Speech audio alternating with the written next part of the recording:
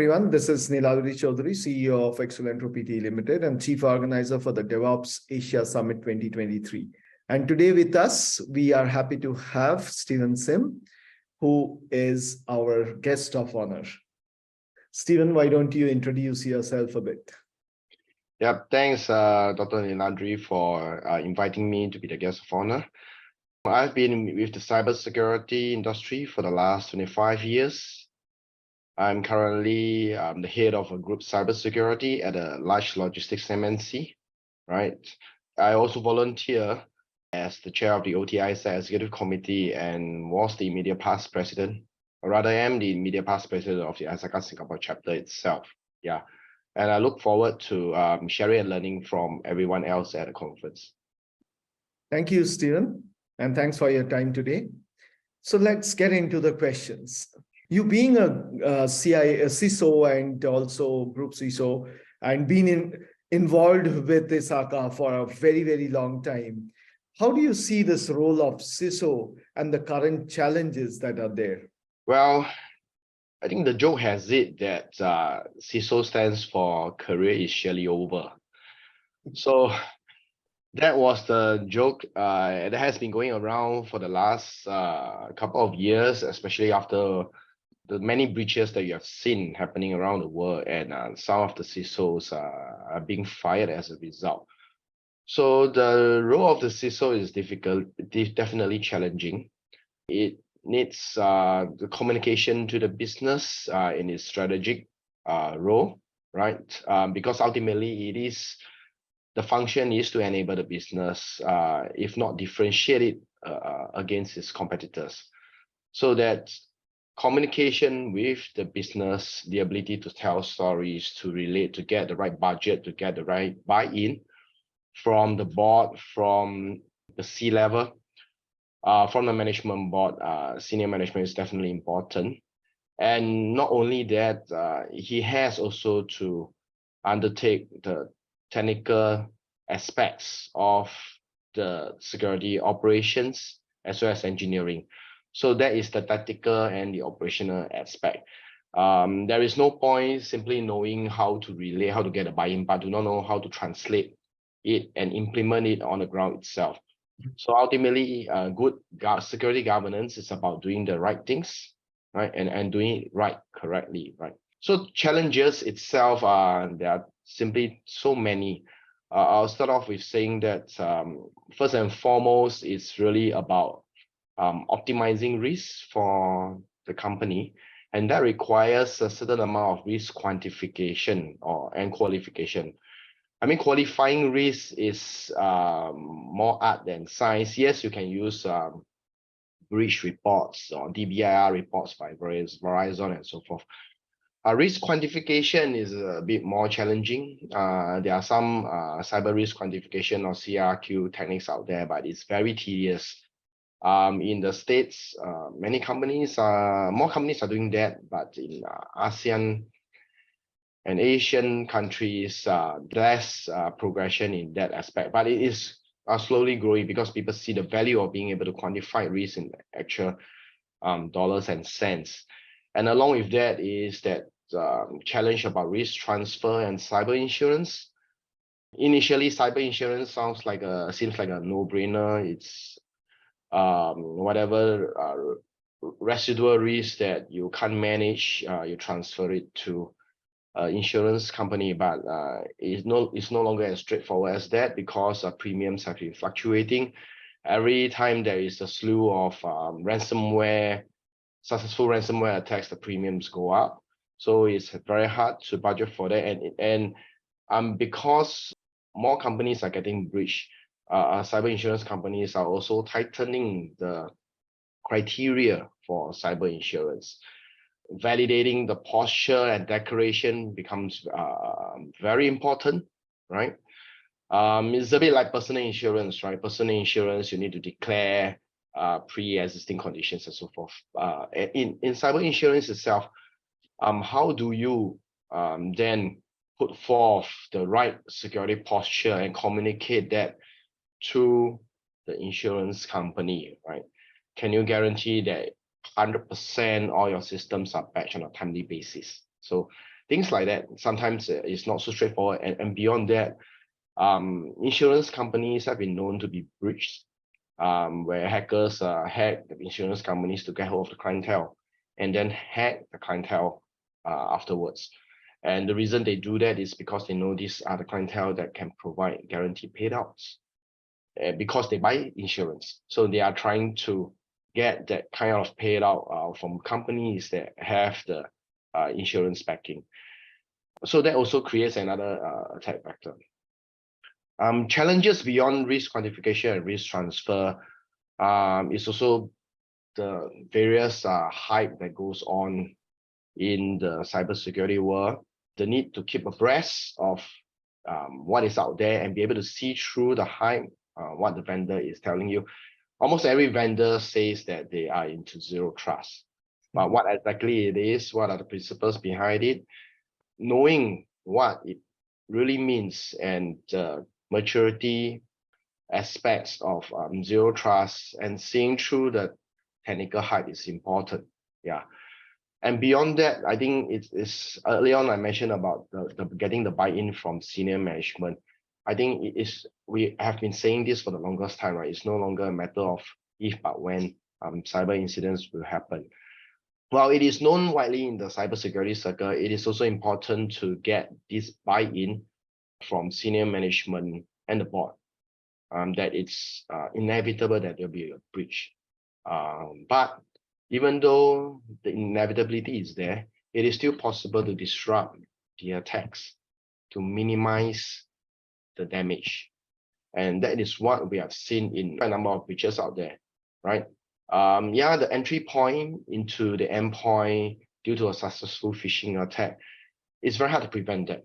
But it doesn't mean that you cannot disrupt the attack before it laterally moves into your crown jewels. So I think it's important, I mean, for the CISOs, the challenge for the CISO is to educate senior management and the board that it is more about, even if you get breached, you are able to disrupt the attack so that business does not become a going concern.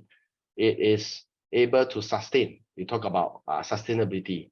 So cybersecurity, getting the right posture and the right principle behind knowing the assumed breach, knowing that breaches are inevitable and being to disrupt them is important to be able to sustain the business. Right? Sure. Yeah.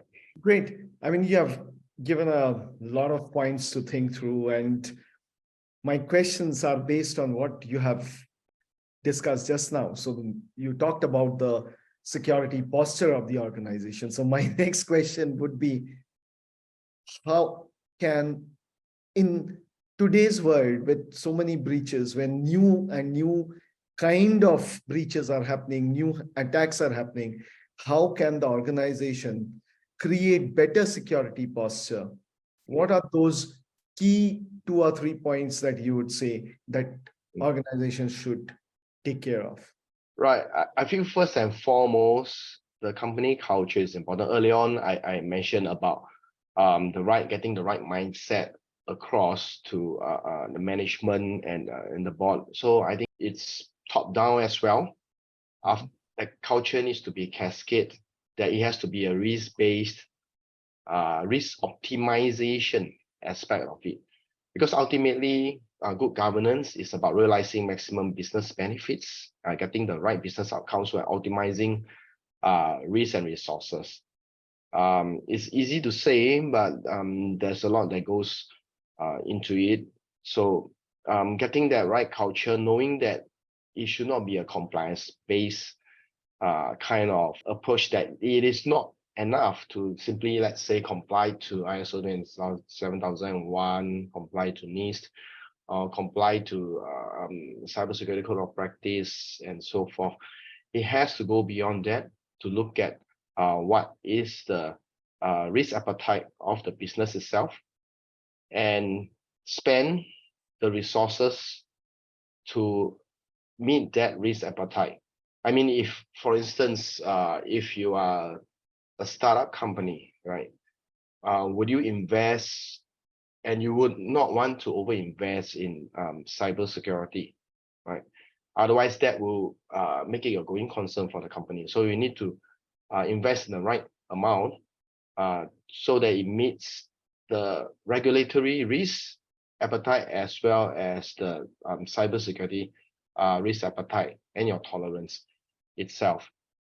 So when we talk about creating the better security posture, is really what is the best security posture to align with your risk appetite.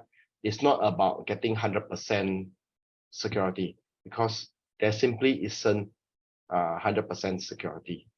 And that was also the reason why I brought up the zero trust as well as assume breach, right? Because knowing that breaches are inevitable help in creating that security posture. Otherwise, it will always be a bottomless pit. Management, without that mindset, management will always be asking, are we fully secure? And that is a question where we know the answer is no, because you can never be 100% secure. But the best thing you can do is to align the cybersecurity posture to the risk appetite. You can reference many frameworks out there like C2M2 maturity cycles, zero trust, their maturity approaches as well. Yeah. Absolutely. I mean, very important aspect that you have mentioned, the culture, as well as that basic expectation that breaches, bad things will happen. Going with that, the next question that I have is we will move towards the tools side. And I would like to hear from you. What do you think are the current cybersecurity tools shortcomings that are available today? There's simply a myriad of tools, many disparate tools, many diverse tools out there, right? So unfortunately, many of the tools out there, only a certain percentage of the features are typically deployed in an organization. And the processes sustaining those tools also fall short. And the reason is not too surprising. Many a times, it is due to the fact that employees, their performance are measured mostly based on the new projects that they have developed, right? When it is keeping the lights on, oftentimes, I'm not saying that all companies are like that, but many companies sort of give less focus on keeping the lights on.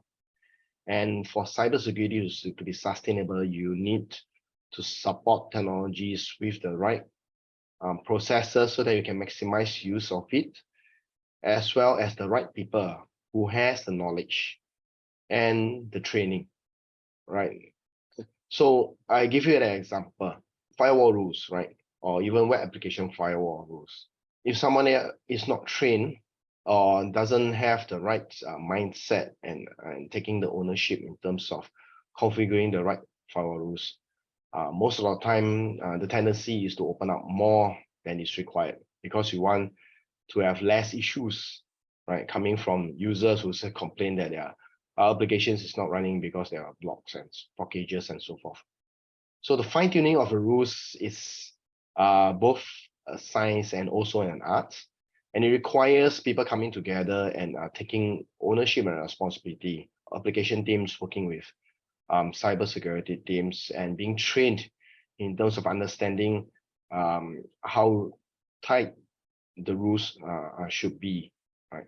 So in short, the technology is not adequate if it is not supported by processes and the right people. And beyond that, it's also about having too many of products out there that users or cybersecurity professionals are not seeing through the hype, right? In some cases, early on, I mentioned about zero trust. Many products are just riding on zero trust itself. If you are not clear about what zero trust entails, just follow the hype. You think that some of the folks may think that, oh, I have zero trust deployed because my vendor says so.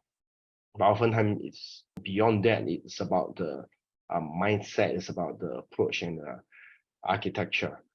Therefore, it's important to also map all your protections, detection and response mechanisms against the MITRE ATT&CK and defend frameworks, understanding how to have a threat-informed sort of defense and not just implement solutions like those that tout to have deployed zero trust for the sake of deploying them, but really match that to the problem statements. And of course, there's the risk of the extended supply chain. And it is important to also look at concentration risk. Early on, I mentioned that having diverse products is very hard to upkeep them because number of patches will be n times n, right?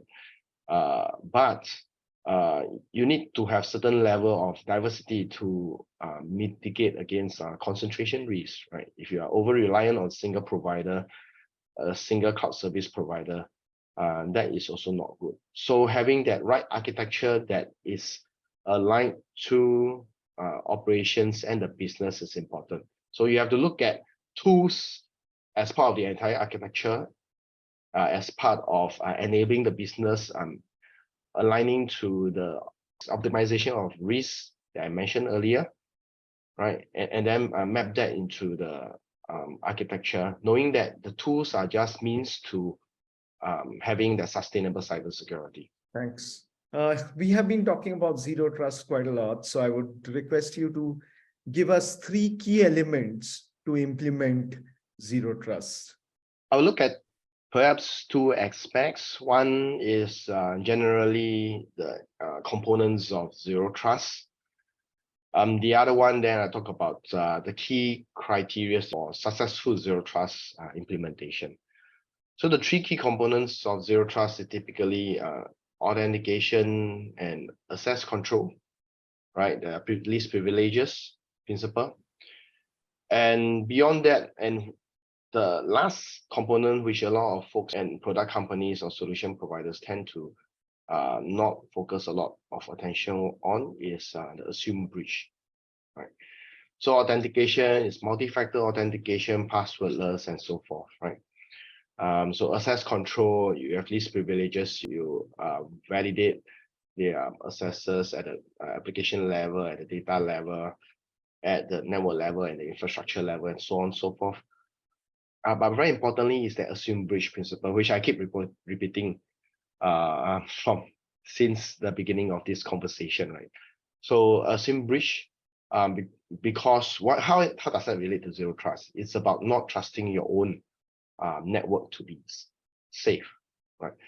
As a result, you deploy a continuous compromise assessment, and it comes in the form of threat hunting, and that requires ingestion of cyber threat intelligence, ingestion of not just external but internal threat intelligence of what happens around your network, and be able to apply the SANS UDA model, observe, orientate, design, and act, to be able to detect an incident fast, a breach fast, so that you can contain it and recover from it. So early on, I talk about the cyber kill chain. I talk about the it's not a matter of if and but when incidents will happen. So this assumed breach approach is actually important to be able to disrupt the attack, besides limiting the attack blast radius, by having tight access control. But even when there is a breach, you want to be able to detect it fast so that you can contain it before the attack can laterally move into your crown jewels and disrupt business as a result.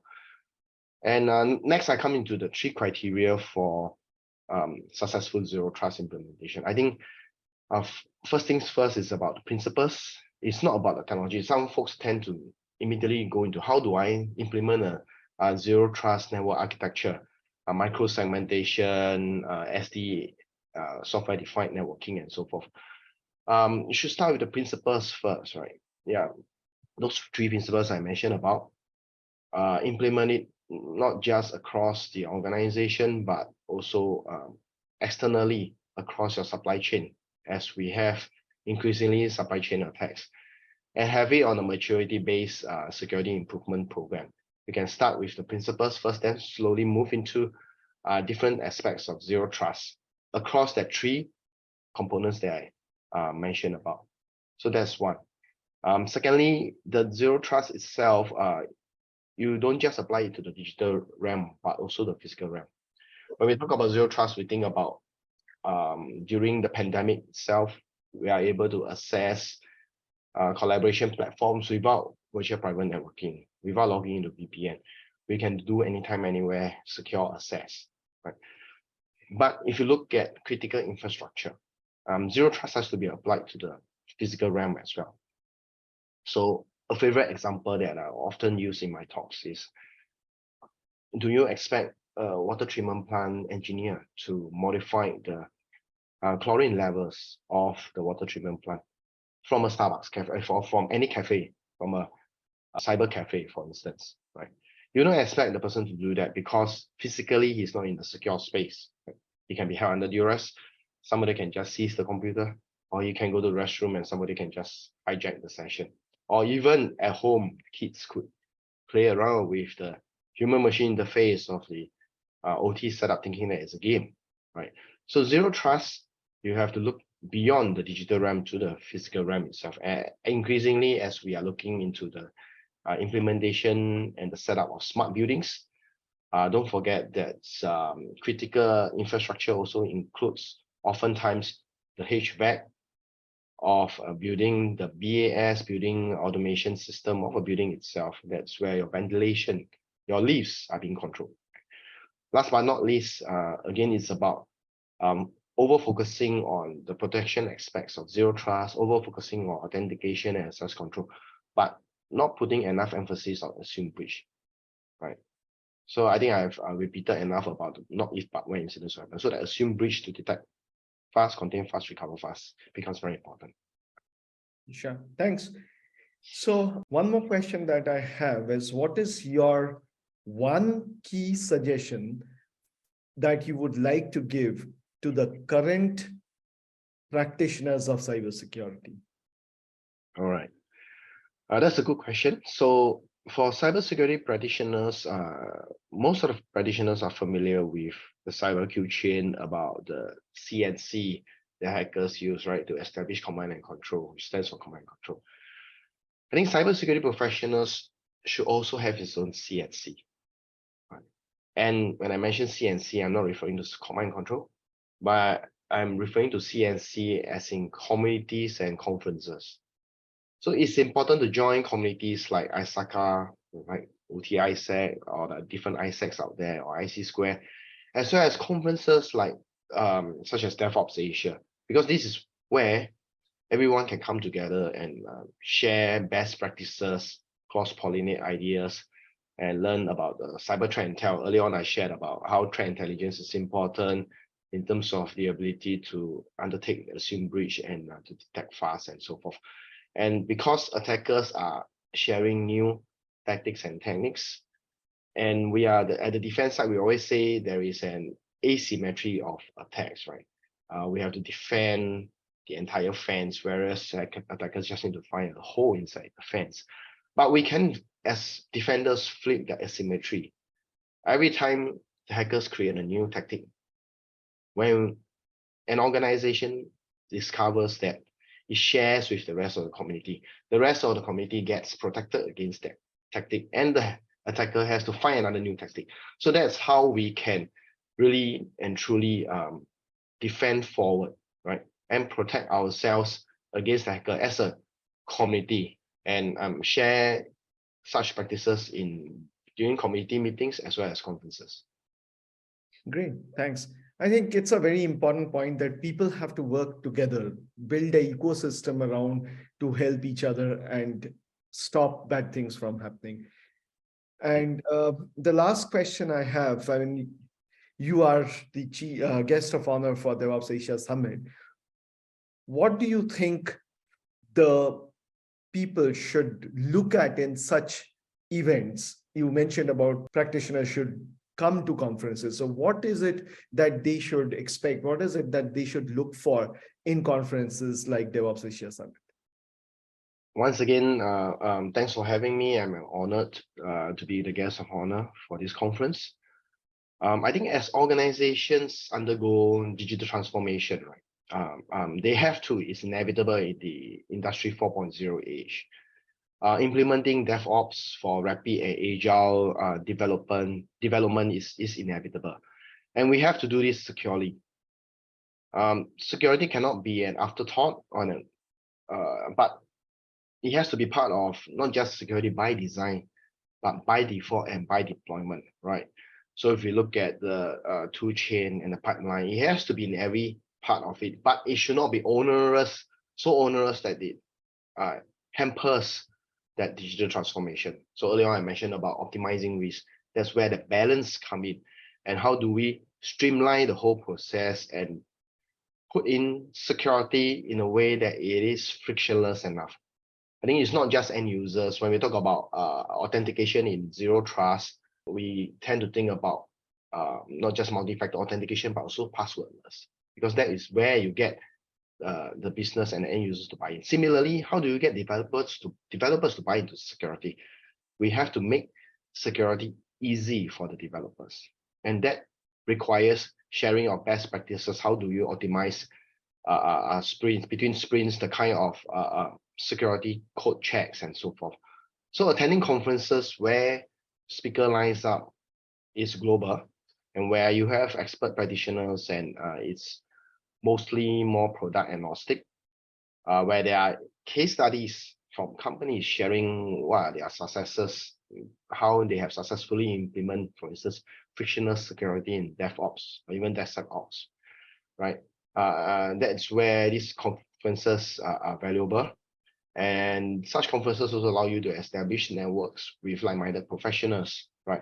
That you're not alone in fighting some challenges. You realize as you go to such conferences that other people are having the same problem statements, and you can relate, and then you can share best practices. Such conferences also exemplify the public-private partnership as a whole of ecosystem coming together, and you can brainstorm ideas.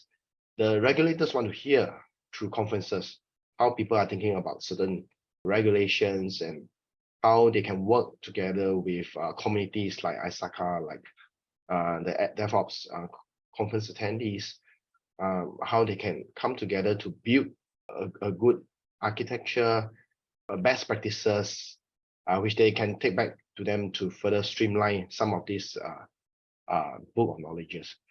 So the convergence of knowledge, and there is also diversity in thought leadership. I think that's very important. You get to validate your practices, you get to validate what you know.